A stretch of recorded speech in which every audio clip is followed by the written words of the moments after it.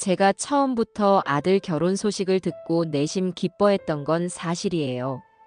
내 자식이 이제 자신의 가정을 꾸리고 새로운 인연을 맞이한다는 것이 어찌나 대견하던지요. 하지만 그 기쁨 뒤에는 당연히 여러 가지 걱정이 따라왔습니다.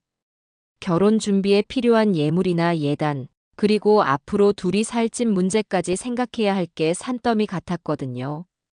그래도 저는 무엇보다도 제 손으로 마련해준 집에서 아들 부부가 행복하게 살았으면 좋겠다는 마음이 제일 컸습니다. 그래서 3년 동안 부지런히 모았던 적금을 깨고 거기에 대출까지 조금 보태서 강남의 32평 아파트를 장만했어요.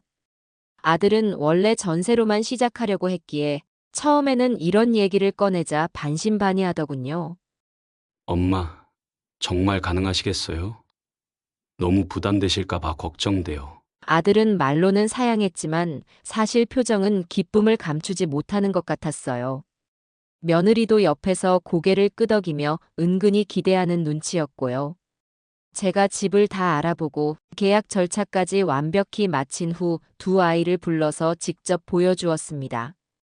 복도식 아파트가 아니라 계단식 구조라 사생활 보호도 잘 되고 주변 환경도 나름 쾌적한 편이에요.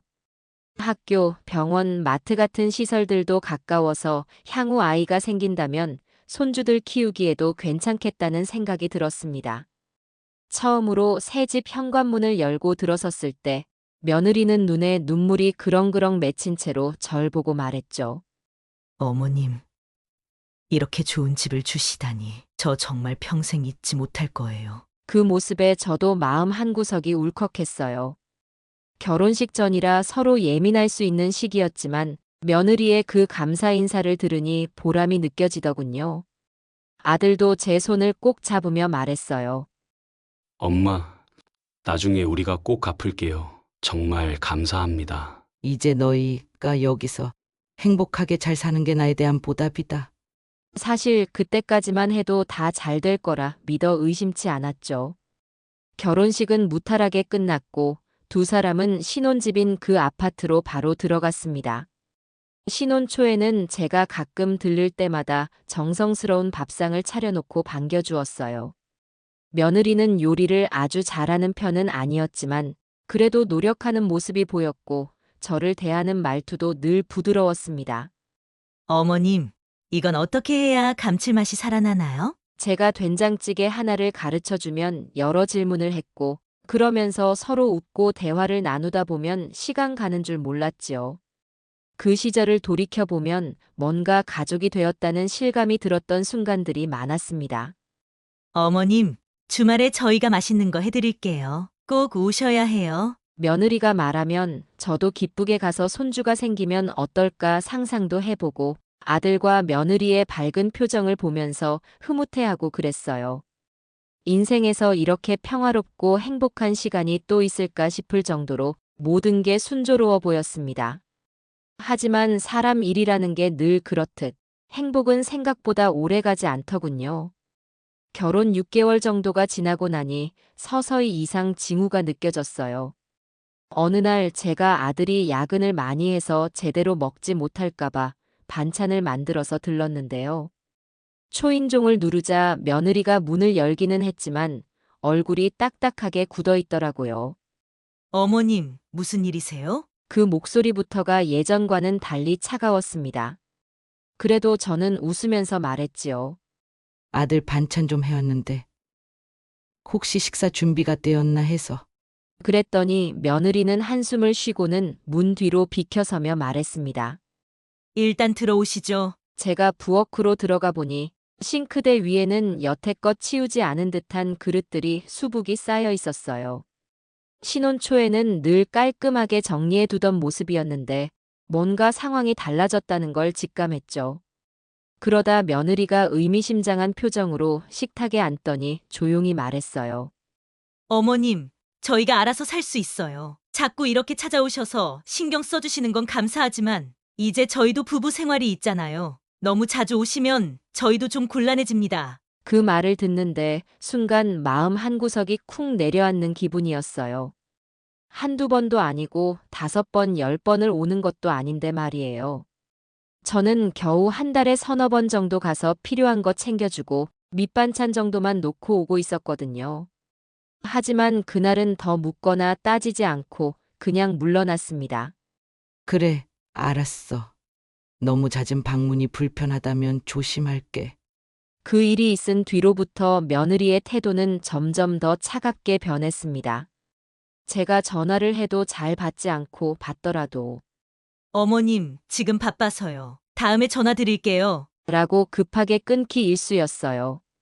아들은 야근이 잦아서 직접 통화하기가 어려웠고 간혹 통화가 돼도 엄마, 저희 부부끼리 잘 얘기해 볼게요. 라며 애매모호하게 넘어가곤 했죠. 제가 주말에 들르면 며느리는 인상을 쓰고 현관에서 기다리고 있다가 노골적으로 불만을 표했어요. 오늘은 저희 좀 쉬려고 했는데. 그때마다 저는 스스로에게 타이르곤 했습니다. 그래, 이제 신혼이니까 좀 예민할 수 있지. 내가 조금 자제해야겠다. 하지만 그 후에도 상황은 나아지지 않았습니다. 오히려 며느리와 마주칠 때마다 한숨 소리가 먼저 들릴 정도로 분위기가 살벌해졌어요. 제가 괜히 뭔가 말을 꺼냈다가는 또다시 무슨 소리를 들을지 몰라서 아예 조심스레 집 한구석에 앉아만 있었습니다. 그럼에도 며느리는 가끔씩 그릇을 내려놓는 소리를 세게 낸다든지 방문을 쾅 닫는다든지 하는 행동으로 짜증을 표현했어요. 저는 무슨 말이라도 꺼내야 할지 고민했지만 차마 어떻게 말을 건네야 할지 모르겠더군요. 한 번은 아들이 잠시 집에 왔을 때 어렵게 이야기를 꺼내봤습니다. 아들아, 며느리가 요즘 왜 그렇게 예민해진 것 같으니? 무슨 힘든 일이 있나? 아들은 곤란한 표정을 지으며 말하더군요. 저도 요즘 회사 일이 바쁘다 보니 집안 분위기를 잘 못 챙겼어요. 엄마도 이해 좀 해주세요. 그래, 너도 바쁜 거 알지. 그렇지만 무슨 일이 있는 거면 서로 대화를 해봐야 하지 않겠니? 네, 알겠습니다. 한번 시간을 내서 잘 말해 볼게요. 하지만 그 후에도 별다른 변화는 없었어요. 그러다 어느 날 제가 매달 아들과 며느리에게 조금씩 용돈을 주던 날이었어요. 매달 일정 금액을 봉투에 넣어 건넸는데 그날은 며느리가 봉투를 받자마자 갑자기 똑바로 절 쳐다보며 말했습니다. 어머님, 저희가 이걸 달라고 했나요? 사실 저희도 저희 나름대로 살아갈 형편이 되고 또 저희의 생활 방식이 있는데 이런 돈 받는 거 저희 입장에서도 솔직히 부담돼요. 마치 저희가 얻어먹고 사는 사람처럼 느껴진단 말이에요. 그 말이 너무 매정하게 느껴져서 저는 순간 할 말을 잃었어요. 얻어먹고 살다니. 그런 뜻이 아니야. 혹시나 부족할까봐 마음으로 챙겨주고 싶어서 그런 건데. 하지만 며느리는 이미 들을 기색이 없었어요. 어머님은 늘 저희를 위해서라고 하지만 제 생각에는 그냥 간섭처럼 느껴지기도 해요. 저희 생활에 너무 깊이 관여하시는 것 같아요. 그 순간 머릿속이 복잡해지더군요. 제 마음이 왜곡돼서 전달되는 것 같았고 며느리도 저를 이미 간섭하는 시어머니로 단정 짓고 있는 듯 했어요. 더 안타까운 건 저는 그저 이 아이들이 조금이라도 더 편하게 살길 바라는 마음이었다는 점이에요. 하지만 며느리에게는 그게 전혀 다른 의미로 해석되고 있었습니다. 예전에 제가 집을 처음 장만해줬을 때 보였던 감사의 눈물은 이제 찾아볼 수도 없었죠. 그저 질린 듯한 표정과 냉소적인 말투만이 남아 있었습니다.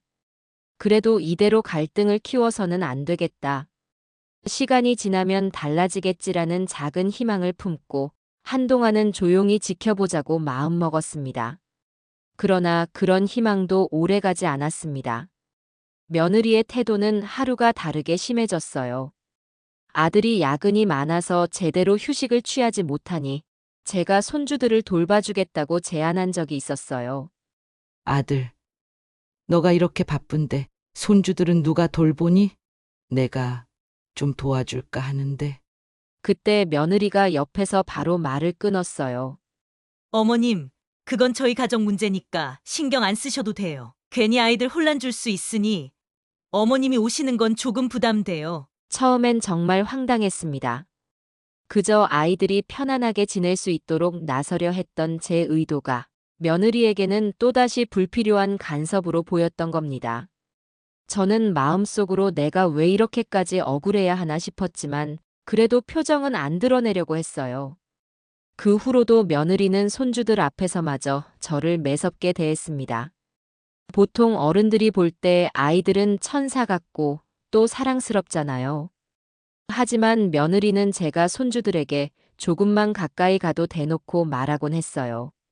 엄마가 할머니 때문에 스트레스 받아. 너희도 힘들지 않니? 아이가 달려오려 하면 팔을 낚아채듯 잡아 끌고 너희도 알잖아. 할머니가 괜히 집에 자꾸 오시면 엄마 힘들어진단 말이야. 라고 말했죠. 심지어 어느 날은 제가 장난감이라도 사주고 싶어서 손주와 마트에 가려고 하자 며느리가 곧장 따라오면서 노골적으로 막았습니다. 어머님, 굳이 뭐 이런 것까지 사주실 필요 없어요. 저희가 다 준비할 수 있어요. 그 목소리가 차가워서 아이들도 주눅이 들곤 했습니다. 저는 그 모습을 지켜보며 자꾸 마음이 아파왔어요. 아, 이게 내가 바란 가족의 모습이 아닌데라는 생각에 우울해지기도 했고요. 어딜 가든 시어머니가 며느리 도와주고 손주들 돌봐주는 모습이 미담으로 전해지는 경우도 많은데 왜 우리 집만 이렇게 어그러진 걸까 싶기도 했습니다. 며느리와의 갈등이 점차 깊어지다 보니 아들도 양쪽 사이에서 곤란해하는 게 눈에 보였어요. 회사에서 지친 상태로 집에 오면 며느리 쪽에서 불만을 토로하는 말을 먼저 듣게 되니까요. 그래도 엄마니까. 아들이 제 편을 들려고 하면 며느리가 당장 눈에 불을 켜고 따지곤 했다고 해요.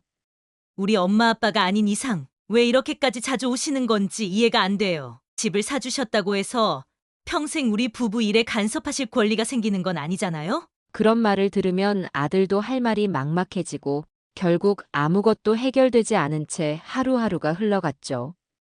그러던 어느 날 또다시 용돈을 챙겨주려고 제가 집을 방문했습니다. 그냥 두고 가려다가 혹시라도 불쾌해할까봐 필요하면 쓰라는 의미로만 건네고 조용히 나오려 했죠.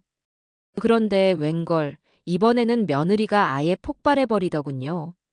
어머님, 이젠 그만 좀 주세요. 저희 보고 이 돈에 기대어 살라는 뜻인가요? 솔직히 기분이 너무 안 좋아요. 누가 달라고 했나요? 제가 그렇게 약해 보이는가 봐요. 그 목소리가 얼마나 날카롭던지 저는 순간 주저앉을 뻔했어요. 아니, 그런 뜻이 아니란다. 힘들면 도움되라고 주는 거지. 영석이 월급도 시원찮으니까. 그리고 내가 이런 것밖에 해줄 게 없어서. 제가 말문을 더 잇기도 전에 며느리는 손을 흔들면서 절 가로막았어요.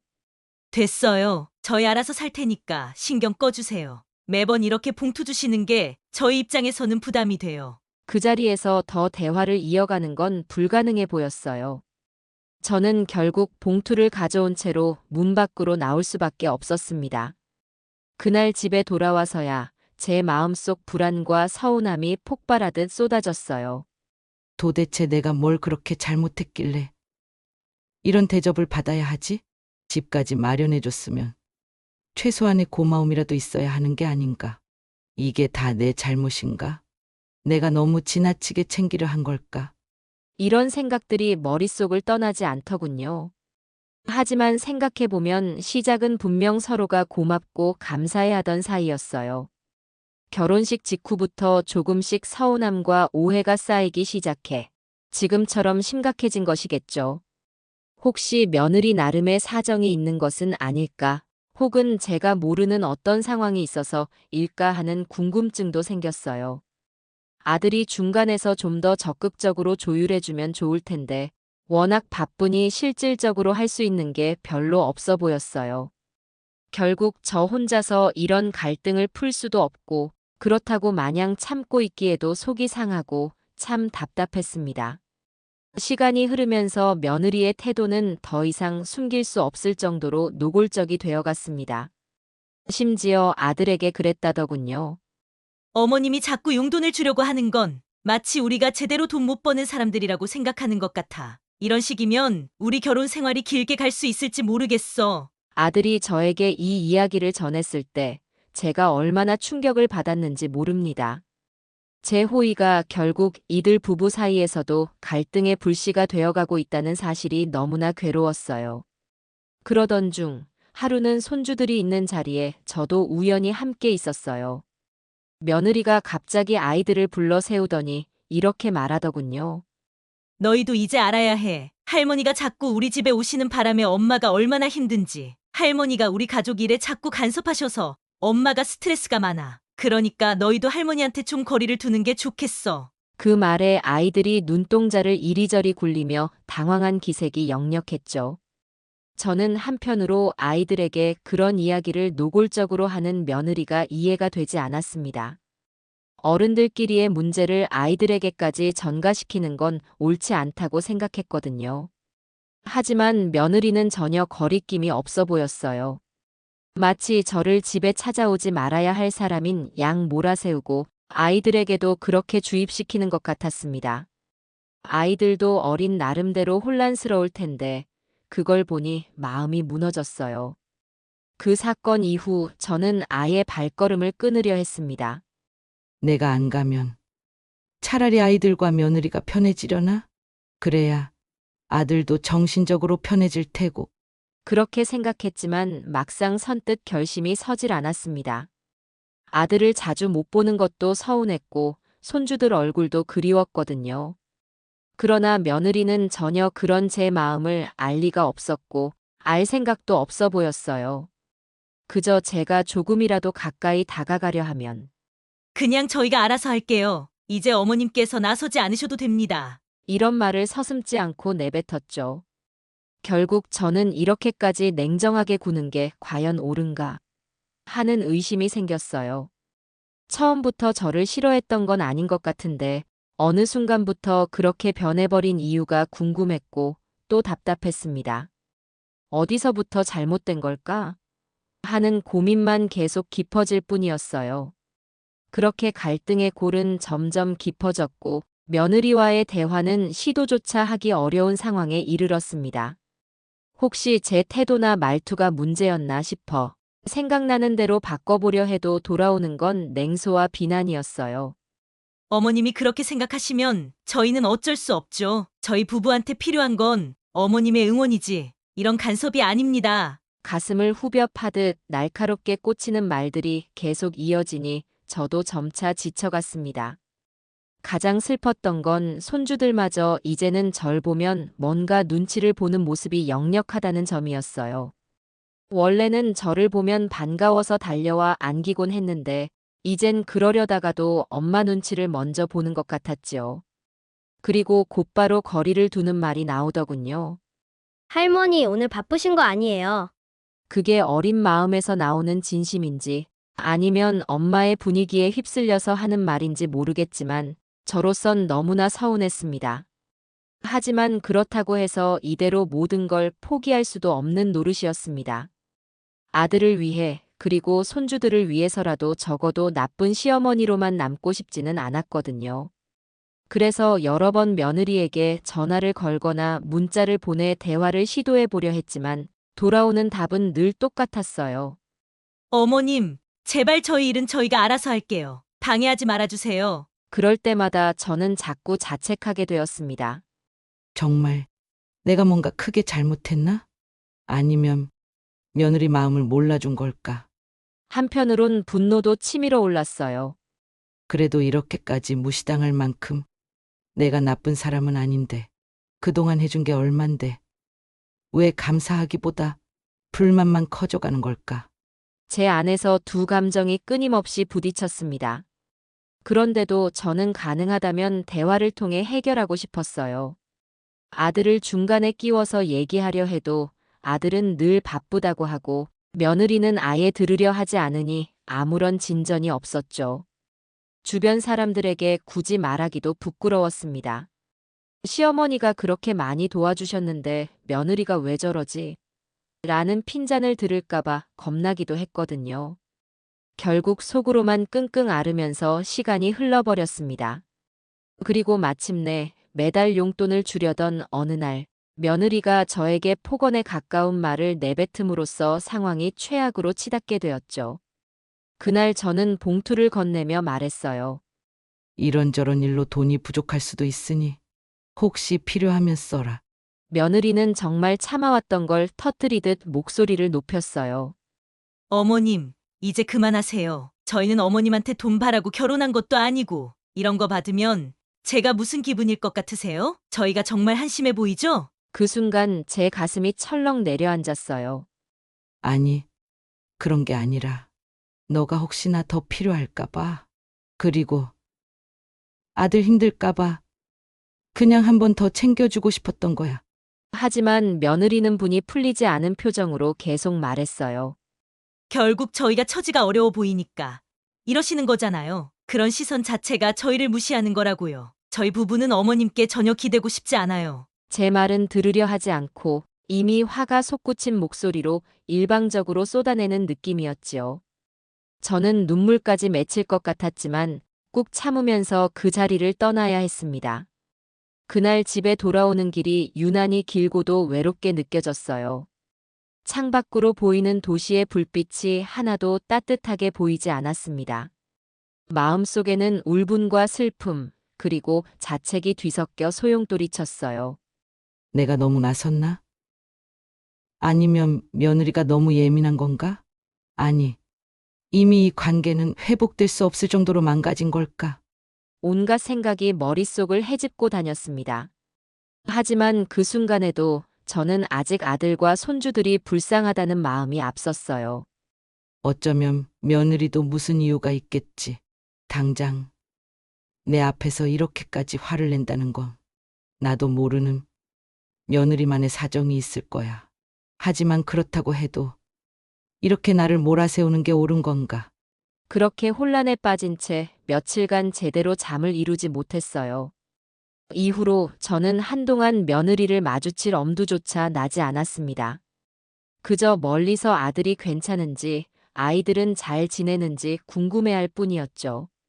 그래도 아들에게서 연락이 오면 제 얘기는 꺼내지 않고 그냥 너희 식구 잘 지내니? 하고 묻기만 했습니다. 아들도 눈치가 보였는지 짧게 답했어요. 네, 그냥 저희끼리 잘 해보고 있어요. 역시나 며느리에 대한 이야기는 꺼내지 않았습니다. 그렇게 계속 거리를 두고 지내는데도 마음 한편은 여전히 불편했어요. 오히려 아무런 해결책 없이 시간을 보내는 것이 더 큰 상처가 될 수 있다고 생각했거든요. 하지만 며느리가 워낙 저를 밀어내는 태도라 제가 어떻게 접근해야 할지도 막막했습니다. 무작정 찾아가면 또다시 큰 소리가 날 게 뻔했고 전화를 걸면 받지도 않을 것 같았어요. 결국 저는 그렇게 갈등이 커져버린 상황을 속수무책으로 바라볼 수밖에 없었습니다. 그저 궁금한 건 도대체 왜 며느리가 갑자기 이렇게 돌변했는지에 대한 이유였어요. 결혼 초기에는 분명 서로 배려하고 감사해야 하는 모습이었는데 어느 순간부터는 제가 하는 모든 말과 행동이 간섭으로만 받아들여졌고 급기야 얻어먹고 사는 것처럼 보이고 싶지 않다는 이유로 용돈조차 거부하니 말이에요. 혹시 제 앞에서는 표현하지 않았지만 다른 데서 스트레스를 받다가 저에게 화풀이를 하는 건 아닐까 하는 생각도 했습니다. 하지만 그 모든 추측은 제 머릿속에서만 맴돌 뿐 아무것도 확인할 길이 없었죠. 며느리에게 직접 물어보는 건 이미 불가능에 가까웠고 아들은 중간에서 양쪽 눈치를 보느라 어느 쪽 편도 들기 어려운 상태였으니까요. 결국 저는 답답한 마음을 달래려 최대한 갈등의 씨앗이 될 만한 행동을 자제하기로 했습니다. 더 이상 반찬을 만들어서 가져가지도 않았고 용돈을 주려고 시도조차 하지 않았습니다. 그저 묵묵히 지켜보기만 했어요. 그런데도 며느리는 여전히 저를 경계하거나 불편해한다는 느낌을 감출 수 없었어요. 아무리 제가 거리를 두고 조심하려 해도 그녀의 태도가 나아지는 기미는 보이지 않았습니다. 아이들을 데리고 외출할 때도 제가 혹시라도 뒷길로 따라올까봐 의식이라도 하는 듯 집 밖 동선까지 피하는 것 같았어요. 그러다 제가 허리 수술을 받게 된 건 생각보다 갑작스러운 일이었어요. 오래전부터 허리가 좋지 않다는 진단은 받았지만 수술까지 해야 할 정도로 악화될 줄은 몰랐거든요. 병원에서는 더 미루면 신경이 영구적으로 손상될 수 있으니 빨리 수술을 받으라고 했습니다. 결국 저는 큰맘 먹고 수술을 받았고 회복에만 몇 주가 걸렸어요.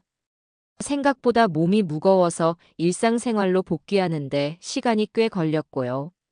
수술 전에는 그래도 아들 내외가 혹시 도와줄 수 있지 않을까? 라는 희망도 살짝 있었어요.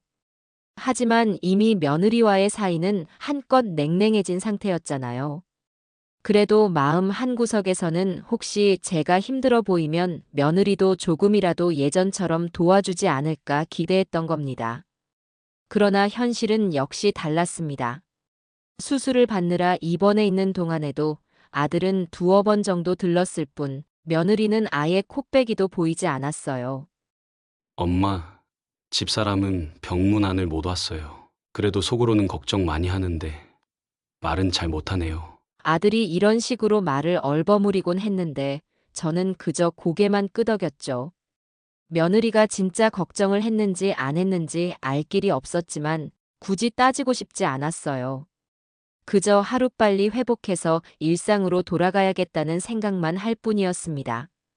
병원에서 퇴원하고 나니 집안일을 하는 게 만만치 않았습니다. 허리에 무리가 안 가도록 조심해야 하다 보니 간단한 청소나 빨래조차도 버거웠어요. 그래서 한동안은 집에서 가벼운 운동을 하고 가능한 한 쉬면서 회복을 기다렸죠.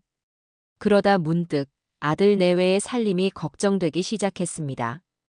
아들 내외도 둘 다 맞벌이를 하니까 집안일이 버거울 테고 손주들은 또 어떻게 돌보고 있는지 궁금했거든요. 그래. 내가 직접 돕기는 어렵지만 가사 도우미라도 써서 편하게 해주자. 그 생각이 떠오르자마자 저는 바로 알아봤어요. 마침 같은 동네에 가사도우미 소개업체가 있었거든요.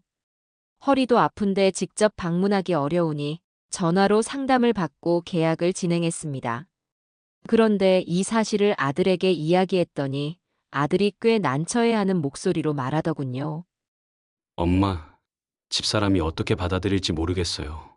요즘 한창 예민한 상태라. 그래도 한번 얘기해 볼게요. 전 그 말만 들어도 좀 불안했지만 그래도 도움을 주고 싶은 제 마음이 컸기에 말했어요. 괜찮아. 필요하면 쓰라고만 해줘. 그리고 며칠 뒤 저는 가사도우미 선생님과 함께 아들 내외의 집을 찾아갔습니다. 처음에는 아무도 없기에 아들이 미리 준 열쇠로 조심스럽게 문을 열었죠. 집 안에 들어가자 생각보다 어수선한 상태였어요. 싱크대에는 설거지를 하지 않은 식기들이 쌓여 있고 거실 구석구석에 잡동사니가 널브러져 있었어요. 아무래도 맞벌이 부부다 보니 바쁘긴 하구나 싶어서 더욱 가사도우미가 필요하다고 느꼈어요. 그런데 바로 그때 며느리가 예상보다 일찍 퇴근을 했는지 문을 열고 들어오더군요. 며느리는 현관에서 신발을 벗으며 저와 가사도우미 선생님을 번갈아 보더니 눈빛이 싸늘해졌어요. 어머님, 이게 무슨 일이세요? 그 톤부터가 이미 화가 나 있다는 걸 느낄 수 있었습니다. 저는 가사도우미 선생님이 조금이라도 당황하지 않도록 부드럽게 설명했어요. 내가 허리가 안 좋아서 직접 도와줄 수는 없으니 가사 도우미 분을 소개시켜 주려고 왔어. 여기가 요즘 많이 힘들다고 들었는데 조금이라도 도움이 됐으면 해서 말이야. 그 순간 며느리의 표정이 더 굳어졌고 재빨리 가사도우미 선생님 쪽으로 가서 조용히 말했어요. 죄송한데 지금 당장은 필요 없어 보이니까 그냥 돌아가 주세요. 가사도우미 선생님은 눈치를 살피더니 조용히 고개를 숙이고 나가셨습니다. 저는 너무 당황해서 말했어요. 아니, 왜 그냥 돌려보내니? 정말 바쁠 텐데. 도움받으면 좋잖아. 그 말에 며느리가 확 돌아서서 아주 신경질적인 목소리로 쏟아냈습니다. 어머님, 누가 어머님더러 이 집 살림을 챙겨달라고 했어요? 왜 이렇게 남의 가정사에 간섭하시는 건데요? 이 집은 저와 남편이 알아서 할 문제죠. 어머님이 마음대로 가사도우미까지 불러드리면 저희가 무슨 체면이 서겠어요? 제가 차마 말문이 막혀 아무 말도 못하자 며느리는 더 거칠게 말을 이어갔어요. 게다가 이 집 장만해 주신 건 감사하지만 그게 어머님이 평생 우리 부부 일을 휘두를 수 있는 면허증이라도 된다고 생각하세요? 전혀 그렇지 않거든요. 저희가 은혜 갚을 방법을 고민하고 있긴 해요. 그렇다고 해서 어머님이 이런 식으로 갑자기 나타나서 모든 일을 주도하는 건 도저히 못 참겠어요. 그 말이 제 가슴에 비수처럼 꽂혔습니다. 집을 사줬다고 해서 시두르려는 게 아니라 그냥 진심으로 도와주고 싶었던 건데 어쩌다가 이렇게까지 서로 이해가 안 되는 사이가 되어버린 걸까? 그 생각에 몸이 굳어버려서 아무 대꾸도 하지 못했어요. 아들이 퇴근 후 집에 오자마자 상황을 파악하고는 어떻게든 중재하려고 했어요. 여보, 엄마도 우리 편하라고 하신 건데 너무 예민하게 반응하는 것 같아. 당신도 요즘 힘들다고 했잖아. 가사 도우미 쓰면 덜 힘들 텐데 조금 생각해보면 안 돼? 그 말에 며느리는 더 큰 목소리로 격하게 반발했습니다. 당신마저도 어머님 편만 들 거야? 결국 우리가 이 집에서 산다는 이유만으로 어머님이 언제든지 오가며 마음대로 하셔도 된다고 생각하는 거야? 난 그렇게 살기 싫어. 우리가 스스로 알아서 생활하며 독립적으로 사는 게 왜 그렇게 힘들지? 결국 그 순간 저 역시 참아왔던 감정이 폭발할 뻔했어요. 하지만 겨우 마음을 다잡고 크게 소리내지 않으려 애썼습니다. 내가 정말 휘두르려는 게 아니다. 그저 몸이 안 좋아서 직접 못 도우니까 대안으로 사람을 불러준 것뿐이야. 그런데 며느리는 제 말을 끝까지 듣지도 않은 채 손을 휙 내저으며 쏘아붙였어요. 됐어요, 어머님. 이젠 정말 더 이상 참을 수가 없네요. 다음부터는 아무 일도 간섭하지 말아주세요. 그러지 않으면 진짜로 이 집에서 어머님 발을 끊겠다니까요? 그 순간 거실은 숨막힐 듯한 침묵에 휩싸였어요. 저는 억울하고 서러워서 온몸이 떨렸고 아들은 그런 저를 바라보며 난감해했습니다. 며느리는 도무지 물러설 기색이 없었고요. 결국 저는 한숨을 내쉬며 집을 나올 수밖에 없었어요. 며느리와 사이가 극도로 나빠진 뒤 저는 더욱 조심스러워졌어요. 괜히 또 찾아갔다가 더 큰 화를 부를지도 모른다. 지금은 차라리 조금 거리를 두고 상황을 지켜보는 게 낫겠지. 그렇게 생각했지만 마음 한편에서는 여전히 답답함이 사라지지 않았습니다. 어떻게든 이 상태를 바꾸고 싶었지만 뾰족한 수가 떠오르진 않았거든요.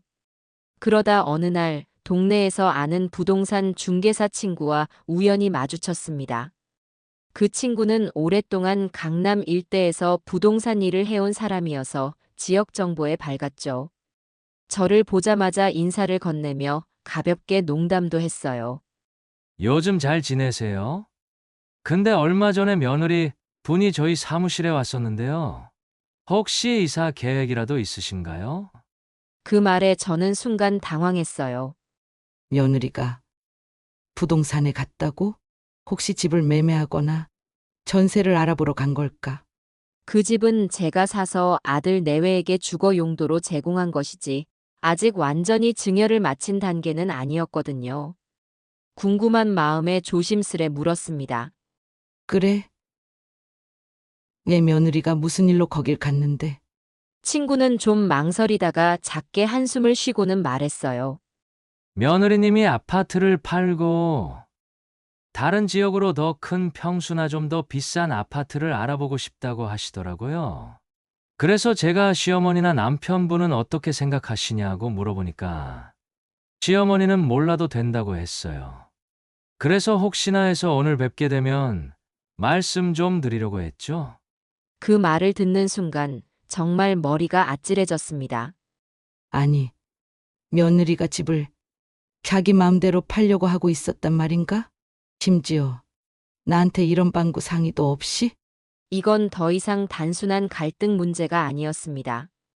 제 재산이자 아들의 보금자리를 두고 며느리가 마음대로 매매를 시도하고 있다는 사실에 배신감이 들었죠. 그날 집에 돌아와서는 한동안 멍한 상태로 있었습니다. 도대체 왜 그렇게까지 하는 걸까? 이미 강남의 32평 아파트면 나쁘지 않은데 더 비싼 곳으로 가고 싶다는 건가? 그 돈은 대체 어디서 구하려는 걸까? 궁금증이 꼬리에 꼬리를 물었어요. 결국 저는 답답한 마음을 견디다 못해 다른 지인들에게도 은근슬쩍 물어보기 시작했습니다. 그러면서 알게 된 건 며느리가 뒤로 꽤 많은 돈을 친정 쪽에 대고 있다는 사실이었어요. 아들 카드로 친정 부모님의 생활비를 주고 심지어 명품백까지 사들였다는 소문이 돌더군요. 처음엔 하고 믿기 어려웠지만 제보가 한두 명이 아니었습니다. 어떤 사람은 저를 조심스레 불러서 이렇게 말했어요. 아드님이 쓰는 카드 명세서에 장모님 이름으로 된 고가 품목이 찍혀 있더라고요. 며느리 분이 남편이 허락했다고 하긴 했는데 아드님은 정작 모르고 있더라는 얘기도 있어요. 그 이야기에 저는 기가 막혔습니다. 물론 친정 부모님을 도와드리는 게 잘못된 건 아니지만 전혀 상의 없이 저런 식으로 돈을 써가며 한편으론 저에게 누가 달라고 했냐고 하던 모습이 떠올랐거든요. 결국 내게는 필요 없다고 했던 돈이 친정 쪽으로는 흘러갔던 건가? 그렇게 해서 더 큰 집을 사려는 건가? 아니면 다른 이유가 있는 건가? 정말 수많은 의문이 떠올랐지만 답을 찾기는 힘들었어요. 하지만 한 가지 확실한 건 며느리가 저를 철저히 속이고 있었다는 사실이었어요. 제게서 받는 용돈은 간섭이라고 거부하는 척하면서 아들 돈은 맘대로 써서 친정에 지원하고 더 나아가 집을 팔 계획까지 세우고 있다니. 이건 그저 며느리와 시어머니 사이의 감정적 대립을 넘어선 문제였습니다. 제 재산을 이용해 며느리는 자기 방식으로 독립을 이루고 싶어 했던 걸까요? 아니면 단순히 더 호화로운 생활을 누리고 싶었던 걸까요? 그 의문을 품은 채로 시간이 흐르면서 며느리는 여전히 저를 멀리하고 냉대했습니다. 아들은 회사를 다니느라 정신이 없어 이런 사실들을 전혀 모르는 듯 했어요. 제가 아들에게 말을 해보려 했지만 아직은 확실한 증거가 없었기에 조심스러웠습니다. 괜히 억측으로만 아들에게 말해서 오해를 살 수도 있으니까요. 하지만 부동산에 다녀간 사실만큼은 명백했기 때문에 언젠가 며느리가 본격적으로 이 집을 팔기 위해 행동에 나설 것이라는 예감이 들었어요. 그리고 그 전에는 어떻게든 제 재산을 지켜야겠다는 결심이 생겼습니다. 이미 집을 완전히 증여한 것도 아니고 계약서상으로 아직 제 이름으로 묶여있는 부분이 있으니 법적으로는 제가 조치할 수 있는 부분이 있으리라 생각했죠. 결국 저는 변호사를 찾아가 자문을 구했습니다. 제가 아들 내외에게 사실상 집을 주긴 했지만 공식적으로 모든 권리를 이전한 것은 아니에요. 그러나 제 말 없이 며느리가 집을 팔려고 하고 있어서 걱정입니다. 어떻게 해야 좋을까요? 변호사는 꼼꼼히 서류를 살펴보더니 몇 가지 조항을 짚어주었습니다. 보시다시피 등기 이전 과정에서 시어머니께서 해지할 수 있는 권리가 명시돼 있어요. 만약 수증자가 이를 악용하거나 부당한 목적으로 사용하려 할 경우 증여를 철회할 권리가 있습니다. 법적으로도 충분히 가능하니 증거만 확실하다면 시어머님 뜻대로 하실 수 있을 겁니다. 그 말을 들었을 때 저는 한편으로 안도했고 또 한편으로 씁쓸했어요. 결국 법적 조치까지 생각해야 하는 건가? 가족 사이에서 이렇게까지 해야 하나? 하지만 며느리가 저를 속이고 집을 처분하려 든다면 더 이상 놔둘 수만은 없었죠. 자칫하면 아들과 손주들의 주거까지 불안정해질 테니까요. 그날 저는 변호사와 긴 시간 상담을 하면서 어떻게 서류를 준비해야 할지, 어떤 절차로 진행하면 좋을지 구체적으로 논의했습니다. 그리고 조용히 아무도 눈치 못 채게 필요한 자료와 서류를 하나씩 확보하기 시작했죠. 며느리는 제가 이렇게까지 움직이고 있다는 사실을 전혀 모르고 있었을 겁니다. 그저 계속해서 아들에게 불만을 털어놓고 저에 대한 반감을 키우고 있었을 테죠. 언젠가 그 아이가 이 사실을 알게 되면 어떤 반응을 보일까? 분명 또 어머님이 우릴 휘두르려고 한다며 악을 쓸지도 모르지. 하지만 어쩔 수 없다. 내가 이대로 당하고만 있을 수는 없으니까. 그렇게 마음을 다잡은 저는 변호사의 조언에 따라 차근차근 움직였습니다. 어떤 서류가 필요한지, 어떤 자료를 제출해야 하는지 정리해가면서 조용히 준비를 했어요. 그리고 마침내 모든 준비가 거의 끝나가던 때쯤 며느리가 또다시 저에게 신경질을 부리는 일이 생겼습니다. 이번에는 그냥 넘어갈 수 없다는 생각이 들었어요. 이제는 내가 나설 때가 됐다. 이대로 더 두면 결국 이 아이는 내 등 뒤에서 더 큰 문제를 일으킬 거야. 그렇게 결심한 저는 다시 변호사에게 연락해 마지막으로 확인해야 할 부분들을 체크했죠. 모든 것이 확실하다는 걸 재차 알게 된 후 제 마음은 더욱 단단해졌습니다. 멀리서 보면 평범한 어느 하루처럼 보였겠지만 사실 저는 이미 마음의 준비를 다 해둔 상태였어요. 아들에게도 미리 전해둔 상태였죠. 오늘 저녁에 다 같이 만나서 얘기 좀 하자. 중요한 이야기가 있으니. 시간을 내. 아들은 무슨 일인지 몹시 궁금해하며 알겠다고 했고 며느리는 대체로 못마땅해하는 기색이었지만 어쩔 수 없이 승낙했다고 들었습니다. 그날 저녁 아들 내외 집에 도착했을 때 며느리는 저를 보자마자 눈살을 찌푸렸어요. 어머님, 또 무슨 간섭을 하시려고 여기까지 오셨어요? 저희도 퇴근 후에 쉴 시간이 필요한데. 이러시면 곤란합니다. 그 말에도 저는 크게 동요하지 않고 차분히 이야기를 꺼냈죠. 오늘은 꼭 할 말이 있어서 왔어. 내가 지금부터 하는 말을 잘 들어줬으면 좋겠구나. 그리고 조용히 가방에서 서류 한 뭉치를 꺼냈어요. 그 서류는 변호사와 상의해 준비해둔 집의 소유권을 다시 제 명의로 완전히 돌릴 수 있는 법적 문서들이었습니다. 어찌된 영문인지 몰라 의아해하는 아들은 고개를 갸웃했고 며느리는 뭔가 불길한 느낌이 들었는지 얼굴빛이 어두워졌습니다. 이 서류에 따르면 내가 너희에게 증여하기로 했던 이 아파트는 다시 내 소유로 돌아가. 너희가 나를 속이고 팔려고 했다는 사실. 그리고 내게 받은 용돈도 고맙지 않다고 하면서 뒤로는 여러 가지를 해온 것들. 그 모든 걸 이미 알고 있어. 이 집, 이제 너희 것이 아니라 내 것이다. 그러니 당장 이 집에서 나가도 할 말 없는 상황이 됐지? 제 말이 끝나자마자 며느리는 새파랗게 질린 표정으로 주저앉았어요. 어머님, 이건 말도 안 돼요. 그냥 집을 다 주신 게 아니었나요? 어떻게 지금 와서 이렇게? 아들은 놀란 듯 둘 사이를 번갈아 보며 아무 말도 못했습니다. 저는 며느리를 바라보며 단호하게 말했습니다. 내가 언제 영영 완전히 준다고 했니? 법적으로는 아직 확정이 안 된 상황이었고 너희가 정말 이 집에서 잘 살 줄 알았으니 믿고 넘어갔던 거야. 그런데 너가 뒤에서 무슨 짓을 하고 다녔는지 알고 나니 더는 참을 수가 없다. 며느리는 어찌할 바를 몰라 눈물까지 글썽이며 변명했어요. 그건 제가 그냥 어머님께 인정받기가 힘들어서 친정 쪽에 조금 도움을 준 것뿐이에요. 그리고 어머님도 저 싫어하시잖아요. 저는 솔직히 집 사주셨다고 해도 어머님이 우리 가정 일에 간섭하시는 게 힘들었어요. 그 말에 저는 쓴웃음을 지었습니다. 그래, 너가 그렇게 느낄 수도 있지.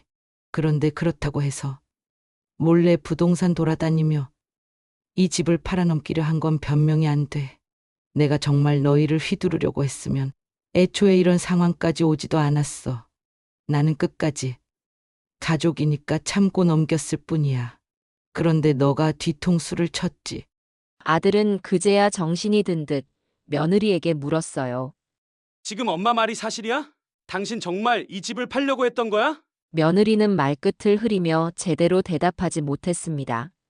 그냥 알아보러 갔던 거예요. 어떻게든 우리도 자립하고 싶었으니까. 다른 의도는 없었어요. 하지만 이미 정황 증거는 충분했고 며느리의 얼굴에선 더 이상 자신감이 보이지 않았죠. 결국 저는 준비해온 서류를 식탁 위에 꺼내 보이며 선언했습니다. 이 문서대로라면 이 집은 다시 내 소유가 되고 법적으로도 아무 문제가 없어. 그리고 나는 이제 너희에게 이 집을 써도 된다고 허락할 의사가 없어. 내게 얻어먹고 사는 게 싫다고 했으니 너가 원하는 대로 나가서 살아봐. 며느리는 무릎을 꿇은 채 손을 부들부들 떨며 말했어요. 어머님, 이러시면 안 돼요. 우리는 대출도 갚아야 하고 정말 갈 데가 없잖아요. 조금만 시간을 주시면 제가 잘못을 만회할게요. 하지만 제 마음은 이미 단단히 다친 상태였습니다. 너가 그동안 내게 했던 말과 행동, 그리고 등 뒤에서 했던 일들을 돌이켜봐라. 너가 싫다며 거부했던 돈은 왜 친정엄마 명품백 사들이는 데 썼니? 너가 그토록 간섭이라고 싫어하던 내가 사준 집을 팔아 더 큰 집을 마련하려고 했잖아. 이제 와서 사정한다고 해서 뭐가 달라지겠니? 아들은 그 사이에서 어쩔 줄 몰라 하며 간신히 제게 한마디 했어요. 엄마, 제가 제대로 챙기지 못해 이런 사달이 났습니다. 하지만 조금만 더 기회를 주시면 안 될까요? 우리가 아직 많이 미숙해서 실수도 하고. 저는 아들을 바라보며 깊은 한숨을 내쉬었어요. 아들아, 너가 바쁜 건 알지만 그래도 이런 문제는 신혼이든 아니든 넘어갈 수 없어. 내가 처음부터 너희를 믿고 집까지 마련해 줬는데 이런 식으로 배신을 당하면 어떻게 견디겠니? 너도 곁에서 알면서도 모른 척한 건 아니겠지? 아들은 눈물을 머금은 채 고개를 저으며 말했죠. 정말 몰랐어요. 미안해요, 엄마. 저는 잠시 침묵하다가 다시 며느리 쪽으로 시선을 돌렸습니다. 너가 그렇게 싫어하던 얻어먹고 사는 관계 이제는 청산하자. 나도 너에게 뭘 더 바라지 않을 테니 너도 날 간섭이라고 느끼지 않을 만큼 멀리 떨어져 살아봐. 지금까지 내가 너무 참았어.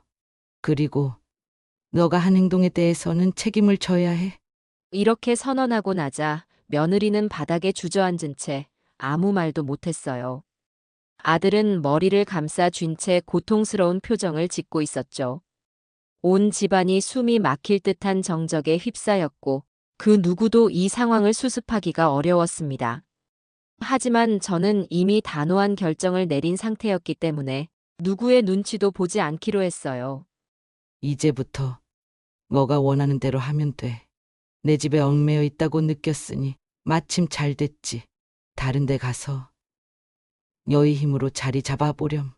다만 앞으로도 내가 지켜보고 있을 거야. 더 이상 실망시키지는 말아라. 그 말과 함께 저는 서류를 챙겨 들고 자리를 떴습니다. 며느리와 아들은 끝내 아무 말도 하지 못했어요. 엄마, 조금만 진정을. 엄마가 원하시는 대로 하셔도 어쩔 수 없지만. 겨우 아들이 따라 나와 말을 꺼냈지만 제가 손을 들어 가로막았어요. 일단 내가 결정한 대로 진행할 거야. 나중에 연락하렴. 그렇게 저는 엘리베이터를 탔고 아들은 현관에 우두커니 서 있었습니다. 어쩌면 그 순간 많은 것들이 이미 뒤바뀌고 있었던 것 같아요. 그동안 며느리가 쌓아온 허울뿐인 태도, 그리고 아들과의 관계, 모두가 이제야 제자리를 찾아가는 느낌이었습니다. 그날 밤 저는 집에 돌아와서 묘한 해방감과 씁쓸함이 동시에 몰려오는 걸 느꼈어요. 어쩌다 이런 선택을 해야만 했을까. 그래도 가족인데 대화로 해결할 수 있었다면 좋았을 텐데. 하지만 내게 남아있는 선택지는 이것뿐이었어. 더 이상 참을 수 없었으니까. 그렇게 저는 스스로를 다독이며 이제 일단락된 건가 하는 생각을 했습니다. 하지만 사실 이게 끝이 아니었지요. 어쩌면 이제부터가 시작이었을지도 모릅니다. 며느리는 충격에 휩싸였을 테고 아들도 새로운 부담을 떠안게 되었겠죠. 그렇다고 제가 마음을 바꿀 생각은 없었어요. 그날 이후 며느리는 집에서 나와 친정으로 가겠다고 선언했습니다. 아들도 말렸지만 워낙 서로 감정이 격해진 상태라 막을 수 없었죠. 저는 이미 집의 소유권을 되찾는 서류를 준비한 상태였고 며느리도 그 사실을 똑똑히 알았어요. 더는 이 집에서 어머님 눈치 보며 살 수 없어요. 차라리 친정에 가서 시간을 갖겠습니다. 그렇게 말하곤 가볍게 짐을 챙겨 나가버렸죠. 처음에는 사돈이 받아주지 않을 거라고 짐작했어요. 그런데 막상 친정에 도착하자 현실은 상상보다 훨씬 냉정하게 펼쳐졌습니다. 며느리 입장에선 친정이 마지막 피난처가 될 거라 기대했겠지만 결과는 정반대였어요. 안사돈께서 이미 부동산을 기웃거린 사실이나 명품백을 며느리 돈이 아닌 아들 카드로 샀다는 소문을 들어 알고 계셨거든요. 사돈이 너한테 그렇게 당할 정도로 잘못한 일이 있었니? 집까지 사주셨다고 들었는데 그 은혜를 너가 어떻게 갚으려고 그랬니? 친정 어머니는 거친 목소리로 따져 물으셨대요. 어머님이 저를 너무 간섭하셔서 견디기 힘들었어요. 며느리는 눈물을 글썽이며 말했지만 사돈도 호락호락 받아주지 않았어요. 오히려 등을 돌렸습니다. 그건 어느 집이든 있을 법한 일인데. 너는 왜 그걸 이런 식으로 처리해? 결국 며느리는 친정집에서도 편히 지내지 못했고 이곳저곳 전전하다가 일주일 만에 허탈해진 얼굴로 아들에게 연락을 해왔습니다. 당신 말대로 내가 조금 과했던 것 같아. 그래도 같이 살던 집이었는데 내가 쫓기듯 나와 버렸어. 이대로는 안 될 것 같으니 한번 만나서 얘기하면 안 돼? 아들은 고민 끝에 저에게 연락을 해왔고 저는 직접 나에게 전화하라고 전했습니다. 이어진 며느리의 전화 목소리는 처음으로 조금 눅눅해져 있었습니다. 어머님, 제가 너무 경솔했습니다. 여태까지 제대로 사과도 안 드리고 집을 나가버렸습니다. 지금 생각하니 그동안 어머님께서 보여주신 호의와 배려를 너무 쉽게 무시했던 것 같아요. 저는 짧게 대답했죠. 너가 한 행동을 되돌아보고 있다니 다행이다. 하지만 말로만 하지 말고 앞으로 어떻게 할지 고민해봐라. 며느리는 그 길로 다시 집으로 돌아왔습니다. 하지만 이미 법적 서류를 통해 이 아파트는 제 소유가 되어 있었죠. 며느리는 식탁에 앉아서 눈물을 훔치며 말했습니다. 앞으로 6개월만 제게 기회를 주세요. 제가 정말 반성하고 달라진 모습을 보여드릴게요. 그동안 잘못한 일들 다 제 책임이니 어떻게든 만회하겠습니다. 저는 쉽게 마음을 열지 않았습니다. 이미 너무 많은 상처를 받았고 며느리가 뒤로 꾸민 일을 알고 난 뒤로는 의심도 생겼거든요. 내가 6개월 동안 지켜보마. 너가 진심으로 달라지려면 말뿐 아니라 행동으로 보여줘야 해. 그동안 나와 우리 집을 얼마나 흔들었는지 스스로도 잘 알 거다. 이 집에 머무는 건 허락하겠지만 예전처럼 아무 조건 없이 내어준 건 아니야. 그렇게 단호하게 못 박았죠. 며느리는 주눅이 들면서도 고개를 끄덕였어요. 아들은 옆에서 함께 고개를 숙인 채 말했지요. 제가 더 신경 써서 이런 일이 없도록 하겠습니다. 그날 이후 분명 한 지붕 아래 있지만 분위기는 살얼음판 같았습니다. 며느리는 조심스레 집안일을 하고 저를 볼 때마다 무거운 눈빛으로 인사를 건네곤 했어요. 저는 지켜보겠다고 한 약속대로 며느리가 어떻게 변해가는지 차근차근 지켜보기로 했습니다. 6개월이 길다면 길고 짧다면 짧은 시간이지만 며느리가 정말 진심으로 반성한다면 그 증거가 서서히 나타날 거라고 생각했죠. 혹여나 또다시 뒤통수를 맞게 되더라도 이번만큼은 제가 모든 서류와 권한을 확보해둔 상태이니 당황하지 않을 자신도 있었고요. 시간은 흐르고 어느덧 1년이 지난 지금. 돌이켜보면 참 많은 일이 있었습니다. 처음 6개월 동안은 어색함과 경계심이 가시지 않아 며느리도 저도 마음 편히 지내진 못했어요. 그렇지만 며느리는 정말로 달라지기 위해 노력한다는 인상을 주었습니다. 평일 퇴근 후나 주말이 되면 제 집에 와서 밑반찬을 만들어 놓는다든가 허리가 불편한 저 대신 청소나 세탁을 해주곤 했어요. 어머님, 이것 좀 할게요. 처음엔 조심스럽게 말하며 시작했는데 점차 자연스러워졌죠. 아이들도 이제 다시 제 품에 안겨 장난치고 웃는 모습을 보여주었습니다. 며느리가 예전처럼 엄마가 할머니 때문에 스트레스 받는다는 말은 하지 않았어요. 오히려 손주들에게 이렇게 말했어요. 할머니한테 예의 바르게 해라. 할머니가 우리 가족을 위해 얼마나 애쓰셨니? 저는 그런 모습을 보며 조금씩 마음의 문을 열기 시작했어요. 정말 후회하고 있나 보다. 그래도 한 번은 기회를 줘봐야 하지 않을까. 사람이 마음을 고쳐먹는다는 게 말처럼 쉬운 건 아니니까요. 며느리도 스스로를 돌아보며 그동안 자기 잘못을 깨닫게 된 듯 보였습니다. 한 번은 며느리가 울먹이며 이런 얘기를 했어요. 예전에 저도 나름대로 스트레스가 많았어요. 직장도 다니면서 가정도 꾸려가야 하니 제가 스스로 감정 조절을 못했던 것 같아요. 그러다 보니 어머님 마음도 헤아리지 못하고 자꾸 밀어내기만 했네요. 그 말을 들으니 저 역시 그동안 며느리에 대한 분노가 조금 누그러지는 느낌이었어요. 물론 아직 완벽하게 예전처럼 돌아간 건 아니에요. 저도 사람인지라 한번 크게 뒤통수를 맞은 기억이 어디 쉽게 사라지겠습니까? 하지만 적어도 지금은 서로 대화를 할 때 예전처럼 기싸움을 벌이거나 서로를 경계하는 분위기는 거의 없어졌어요. 며느리도 집을 팔 생각은 전혀 없다고 했고 아들과 함께 앞으로 대출금을 조금씩 갚아가면서 이 집을 진정한 우리 집으로 만들어 나가겠다고 다짐했지요. 제가 허리를 다친 뒤로는 여러 가지로 몸도 마음도 예민해진 상태였는데 최근에는 며느리가 먼저 병원에 함께 가주겠다고 제안하기도 했어요. 덕분에 물리치료나 재활운동을 할 때 혼자가 아니라는 느낌이 들어 참 괜찮았습니다. 할머니, 우리 같이 산책 가요. 손주들도 밝게 웃어주니 예전에 그 서늘했던 기운이 많이 사라졌죠. 얼마 전에는 며느리가 밤늦게 저를 찾아와 눈물을 글썽이며 이런 말을 했습니다. 어머님, 예전엔 제가 어머님이 제 인생에 간섭하시는 줄만 알았어요. 하지만 지금 생각해보니 오히려 제가 어머님 인생에 짐을 안긴 거더라고요. 그때 정신 못 차리고 있었으면 저는 영영 진짜 가족의 의미를 모르고 살았을 거예요. 그 말을 들으니 오랜만에 제 마음이 따뜻해지는 것을 느꼈습니다. 아들은 더 이상 중간에서 우왕좌왕하지 않아요. 장남다운 모습으로 며느리를 챙기고 저에 대한 예의도 지키면서 가정을 안정적으로 이끌어 나가려고 애쓰고 있습니다. 어머님, 저희가 조금씩 대출금도 갚아나가고 앞으로는 더 열심히 해서 진짜 저희 힘으로 이 집의 주인이 되겠습니다.